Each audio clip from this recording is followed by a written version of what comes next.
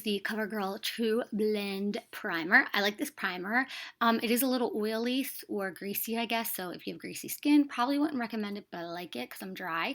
Then I'm going to take the Mirage palette by Profusion Cosmetics. I'm going to take that camely color shade. That shade's just perfect for me for a transition. If you're a little darker skinned, go with a darker tan. If you're lighter skinned, go with a lighter tan color. I'm just going to sweep this all over the place. Then I'm going to take this color right here. It's like a burnt tan brown. I'm going to put that all over my lid using a flat brush.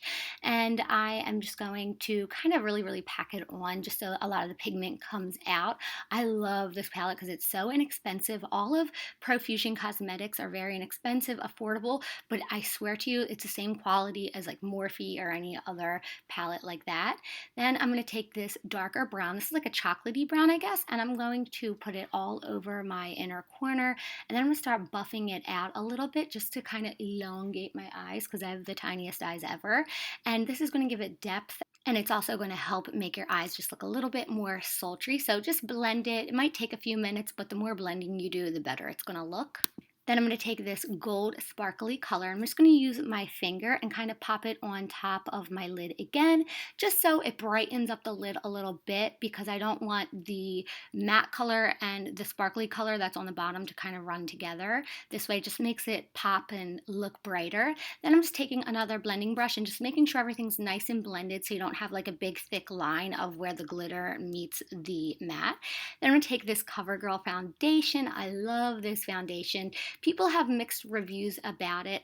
I have drier skin and I feel like this looks good for me. I think it keeps my skin looking glowy and it makes it not look dry and cakey, so I love it. Then I'm going to take their new concealer, and I love this concealer. I'll put everything in the details of what exact shades and things that I used.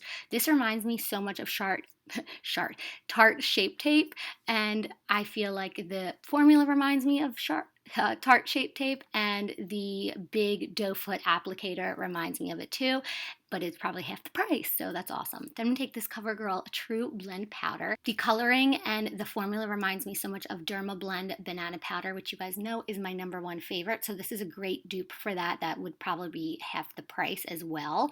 It just really brightens up your face, and I don't know, it cleans it up and makes it look really pretty. I'm going to take this e.l.f. palette. I've used this many times. This is one of my favorite drugstore palettes for bronzer. I'm just going to warm up my face a whole bunch.